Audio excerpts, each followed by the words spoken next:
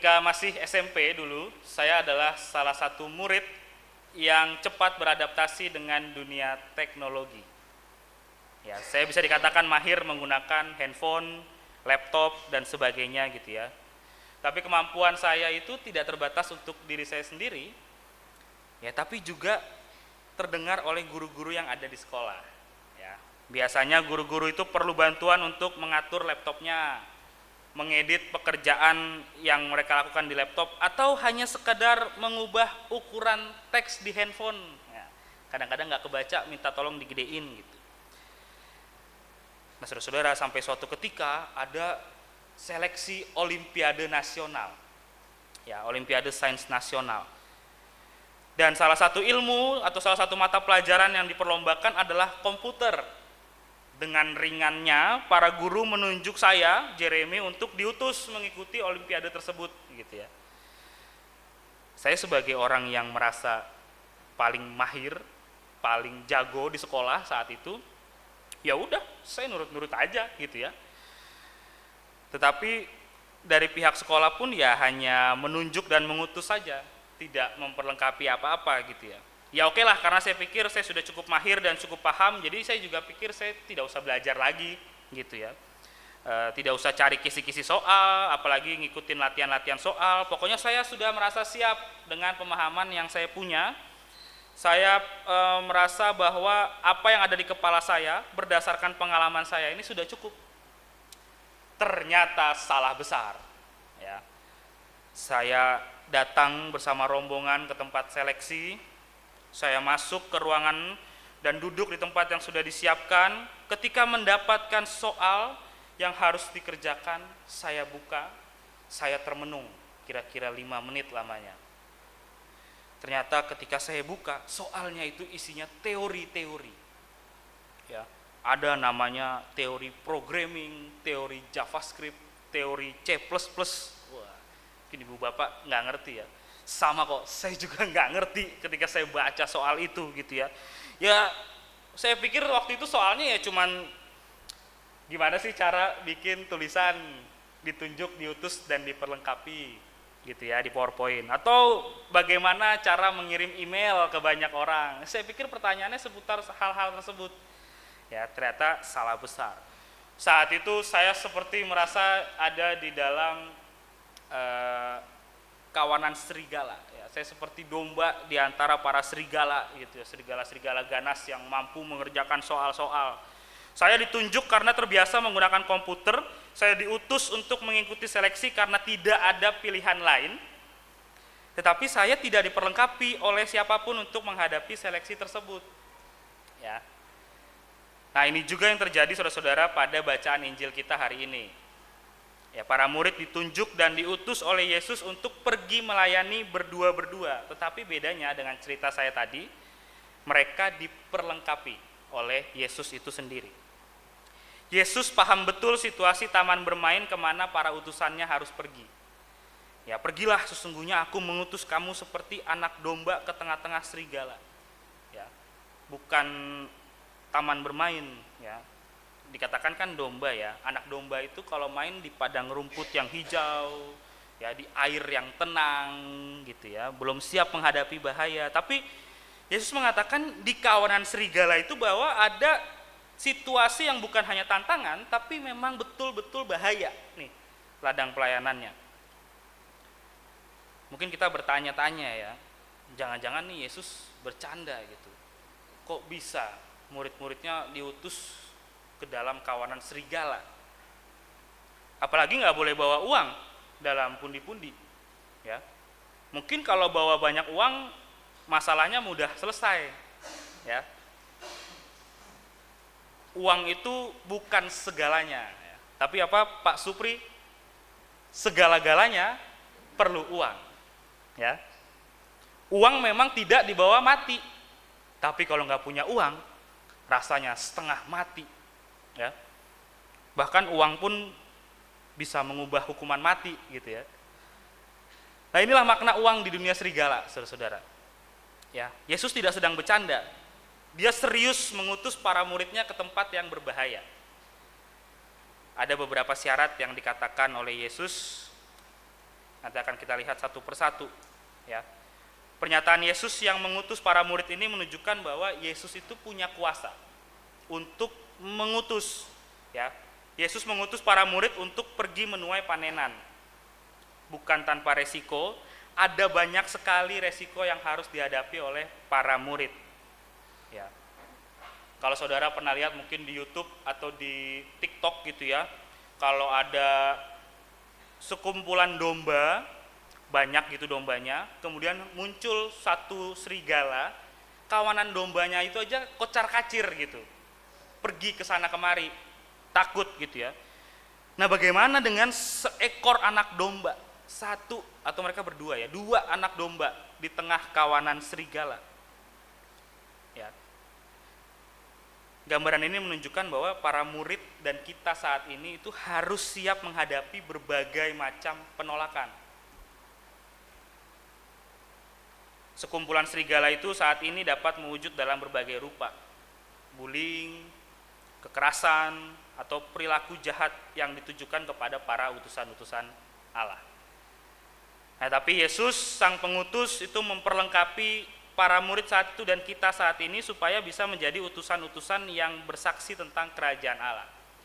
Nah, saudara, kita lihat yang pertama, Tuhan itu mencukupkan. Para murid tidak boleh membawa pundi-pundi, tidak boleh membawa kantong perbekalan atau kasut. Ya, kasut tahu ya, kasut itu sepatu yang bagus. Ya, itu kasut. Jadi mereka ya boleh pakai sepatu atau pakai sendal, tapi kan biasanya pakai kain gitu ya, tidak pakai yang bagus. Karena dianggap bahwa benda-benda kepemilikan itu dapat menjadi pengganggu. Ya, para murid diajar untuk bergantung sepenuhnya kepada Allah. Mereka juga dilarang untuk memberikan salam. Ya, mungkin ini jadi pertanyaan, loh kok nggak boleh menyampaikan salam gitu. Nah, saudara-saudara, tafsirannya adalah kita lihat coba di kehidupan kita sebagai di budaya Jawa gitu ya. Ketika kita lewat ke rumah orang, kemudian ada orang yang di depan kan, kita ngomong monggo Pak, nggih, monggo pinara, ya. Ayo mampir. Nah, takutnya ketika dia memberikan salam, kemudian diajak mampir, dia masuk terus mampir beneran, dan itu menghambat pelayanannya. Ya. Jadi mereka tidak boleh untuk memberikan salam karena mengundang orang untuk singgah dan menjamu. Kalau mereka dijamu, mereka akan tertinggal dalam tugas perutusan. Mereka harus fokus dulu pada tugas perutusannya, baru ketika sudah selesai, silakan kalau mau memberikan keramah tamahannya. Nah, kemudian yang kedua, saudara, damai sejahtera. Kalau para utusan itu memasuki rumah, mereka harus menyampaikan damai sejahtera, shalom, gitu ya. Jika di dalam rumah itu ada yang cinta damai, maka damai itu akan tinggal, tapi kalau ditolak, damainya itu kembali kepada yang memberikan. Para murid itu tidak boleh marah, apalagi mengutuk orang-orang yang menolak mereka. Ya. Galatia 6 ayat 10 ya, itu mengatakan marilah kita berbuat baik kepada semua orang. Ya, Rasul Paulus meneladankan bahwa hal-hal yang baik itu harus diberikan pada semua orang. Sekalipun orang yang diperlakukan baik itu tidak merespons dengan kebaikan. Contohnya ketika Yesus ditolak masuk ke Samaria, para murid saat itu mau menyerang orang-orang tersebut, tapi Yesus memilih untuk pergi aja udah ke daerah lain, menghindari daerah tersebut dan datang ke daerah yang mau menerima kedatangan Yesus. Nah, yang ketiga, saudara, Yesus berpesan untuk tinggallah di dalam rumah itu. Ya, apabila sudah diterima di sebuah rumah, tinggallah di sana. Makan dan minumlah apa yang diberikan oleh tuan rumah.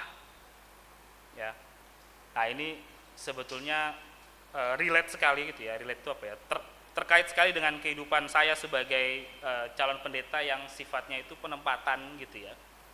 Ketika praktek-praktek atau ketika sekarang itu, saya ketika masuk ke satu daerah kan saya mau tidak mau, suka tidak suka, harus makan makanan yang ada di daerah tersebut.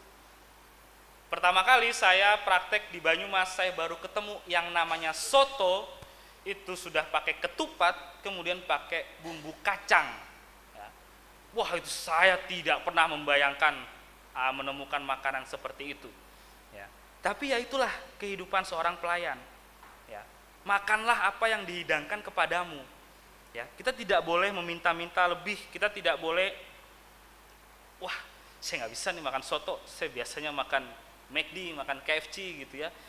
Tapi kita harus mengingat bahwa bekal yang atau kecukupan yang diberikan oleh orang yang ada di dalam rumah itu datangnya dari Tuhan. Ya. Jadi dimanapun kita diutus, kita itu harus siap untuk menjalankannya. Nah kemudian yang terakhir, yang saudara, yang keempat, memberikan peringatan. Ya, memberikan peringatan itu bukanlah perkara yang mudah. Ya, para murid saat itu harus memberikan peringatan secara terbuka kepada kota yang menolak kedatangan mereka atau menolak kerajaan Allah yang mau dihadirkan. Tetapi sekalipun para murid ditolak, mereka tetap harus mengatakan bahwa kerajaan Allah ini sudah dekat. Ya, karena kerajaan Allah itu tidak bisa ditolak oleh siapapun. Nah, saudara-saudara, itu perlengkapan yang diberikan oleh Tuhan Yesus. Para murid pergi dan berdasarkan perlengkapan itu para murid kembali, dan ketika mereka kembali mereka melaporkan perutusan yang dijalani dengan gembira. Ya, ada banyak pengalaman spektakuler, tapi bagi Yesus bukan pengalaman spektakuler itu yang penting, tapi yang penting adalah nama-nama mereka terdaftar di surga. Mereka masuk ke dalam hidup sang sumber kebahagiaan yang sejati. Nah, ibu bapak, saudari-saudara sekalian, saat ini kita semua itu ditunjuk, diutus, dan diperlengkapi menjalani pelayanan perutusan. Kalau para murid kita bayangkan seperti seorang penginjil gitu ya. Kalau zaman sekarang menjalani pelayanan perutusan itu tidak perlu menjadi pendeta. Ya kalau semua jadi pendeta kan siapa yang jadi jemaat gitu ya. Tapi dalam kehidupan kita sehari-hari, pekerjaan kita apapun itu, kita kerjakan dengan sungguh-sungguh. Ya. Kita kerjakan dalam rangka meneruskan cinta kasih Tuhan. Martin Luther King Jr. itu pernah berkata, kalau seseorang terpanggil menjadi tukang sapu jalanan, hendaknya ia menyapu jalanan seperti Michelangelo melukis, atau Beethoven menulis musik, atau Shakespeare menulis puisi. Hendaknya ia menyapu jalanan demikian baiknya sehingga semua penghuni surga dan bumi akan terbangun dan berkata, di sini pernah hidup seorang penyapu jalanan yang hebat, yang menjalankan tugasnya dengan baik. Nah, saudara-saudara, kita rajinlah mendengar khotbah, renungan, pembinaan, atau apapun itulah. Suara Tuhan itu selalu menggema, ya. Suara Tuhan yang memanggil kita untuk melayani itu terus didengungkan. Sekarang pertanyaannya, bagaimana kita menanggapinya? Tidakkah kita tergugah untuk meneruskan cinta kasih Tuhan itu? Tidakkah kita ingin orang lain juga merasakan cinta kasih Tuhan yang selama ini kita rasakan? Ya, atau masihkah kita menyampaikan argumen-argumen, pembelaan-pembelaan ya yang tampaknya rasional tetapi sesungguhnya hanya alasan yang mencerminkan keengganan kita untuk pergi. Ya. Kalau Yesus sendiri yang mengutus kita untuk menuai di ladangnya, Ia sendiri yang akan memperlengkapi kita. Ya. Kita bukan sembarang pekerja. Karena lewat anugerahnya saja kita dipakai. Kita itu sudah jadi istimewa. Dan kita bisa menjadi pekerja Kristus yang mulia.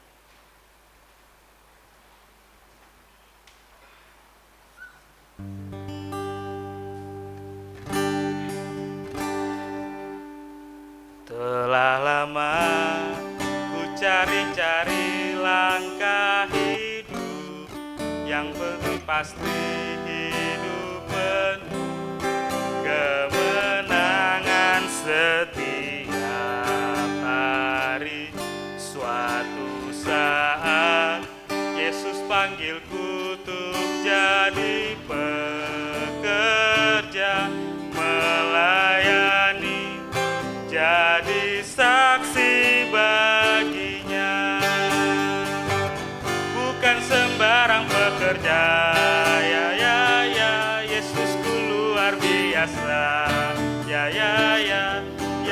Raja segala raja, memanggilku menuai ladangnya. Hanya anugerah semata, ya ya ya, aku dipakai olehnya, ya ya ya. Sungguh amat istimewa menjadi pekerja Kristus yang mulia. Kita nyanyi sama-sama dari awal ya. Telah lama ku cari-cari langkah hidup yang lebih pasti, hidup penuh kemenangan setiap hari. Suatu saat Yesus panggilku untuk jadi pekerja melayani, jadi saksi bagi Dia. Bukan sembarang bekerja, Yesusku luar biasa. Dia Raja segala raja, memanggilku menuai ladangnya. Hanya anugerah semata, aku dipakai olehnya. Sungguh amat istimewa menjadi pekerja Kristus yang mulia. Amin. Tuhan memberkati.